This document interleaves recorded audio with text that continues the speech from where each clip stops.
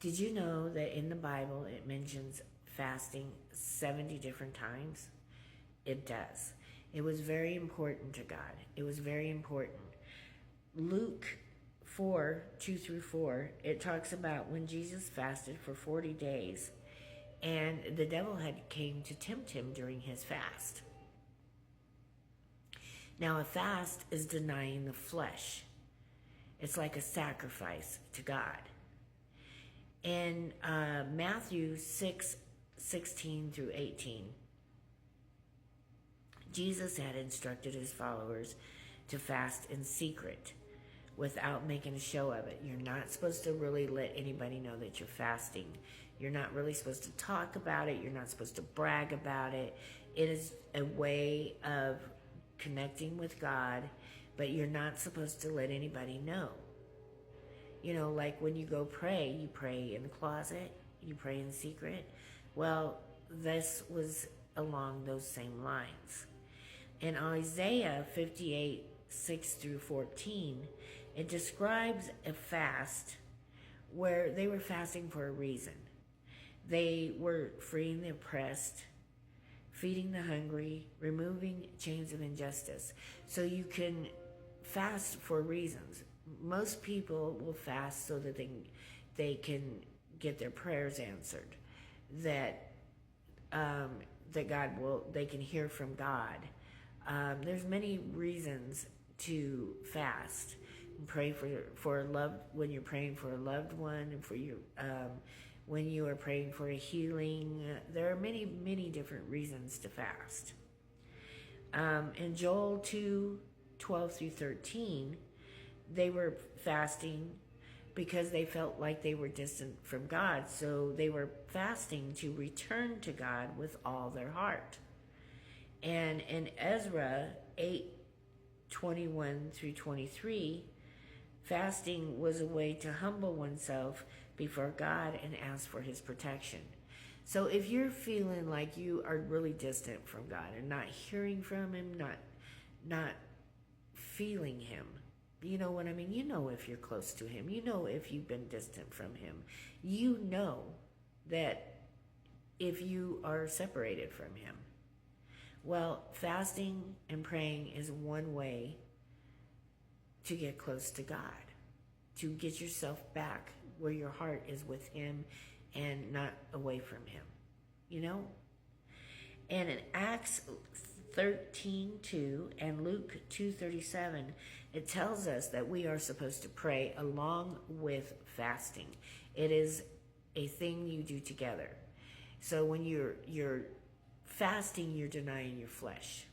And when you're praying along with denying your flesh, it's almost like it makes your prayers be heard faster or even more. And if you're looking to get closer to God, it makes you closer to God than you really were before. It's because you're sacrificing your flesh. You're denying your flesh. And this is like a sacrifice to God. And in Daniel 10:3, it describes fasting for 3 weeks, where Daniel ate no meat, drank no wine, and applied no lotions. No lotions to the skin, no oils to the skin. And in Esther 4:16, she called on the Jews of Susa to fast for 3 days. In Exodus 34:28, Moses fasted for 40 days and 40 nights while writing the 10 Commandments. Now, what I got from Daniel 10:3 is you're denying your flesh. That's what you are doing. So he denied his flesh meat, and he denied his flesh wine and lotion. So it sounds to me like anything that you would actually feed your flesh or nourish your flesh with, you could deny.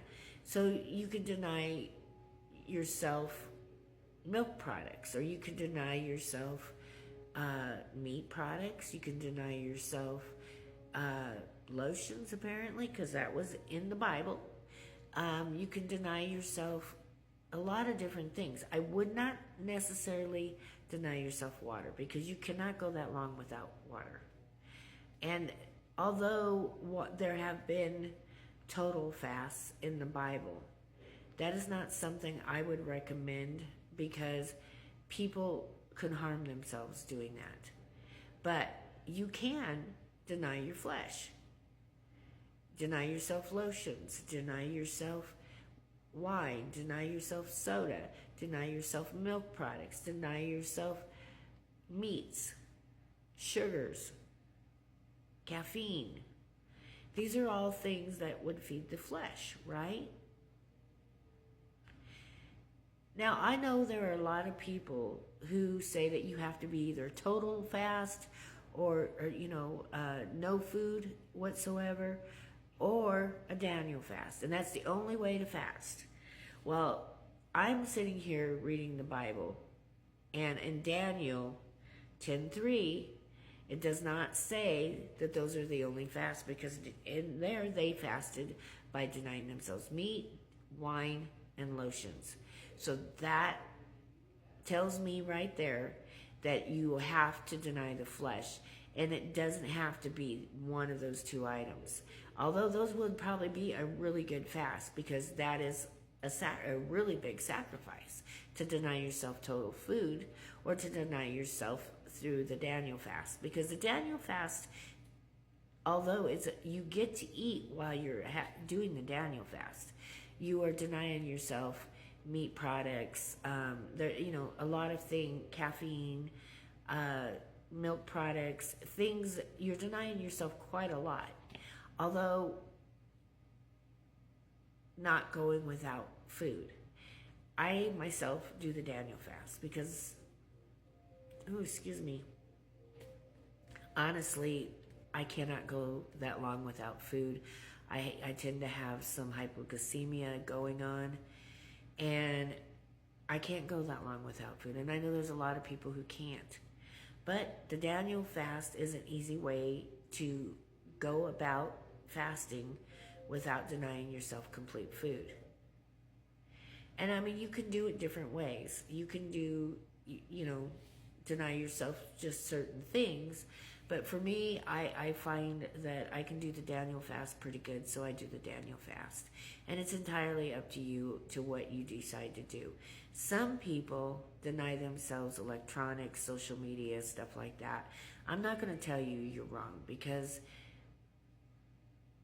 I think that's a pretty good thing to do. But I'm not going to tell you that that's the wrong way to go. And I've heard some preachers say that is not really fasting. That's between you and God. That's between you and God. I think it's pretty good. You're denying your flesh. You're denying your flesh, things that you enjoy doing. So I think it works for God. That's my opinion. And I think that you can do different fasts. Some people fast from, certain times of the day. Some people fast for a day. Some people fast for 3 days. Some people fast for 21 days. Some people fast for 40 days. I have never been able to fast for long periods of time, because my lifestyle, because my groceries aren't bought that way. The way I buy groceries, I can't afford to do that. But I do. I can talk. I do fast for 3 days a month. That's what I do, and I try to do it in the beginning of the month. But everybody's different. Everybody's different. But I try to do it at least once a month. I try to do this so that I can connect to God in the beginning of my month, every month. And I just started doing this recently, so this is not something I've been doing for a long period of time. But I found since I started doing it, I really seem to get closer to God, and it really helps. So I hope this helps you, and I hope you take to fasting and praying, and I hope you are blessed.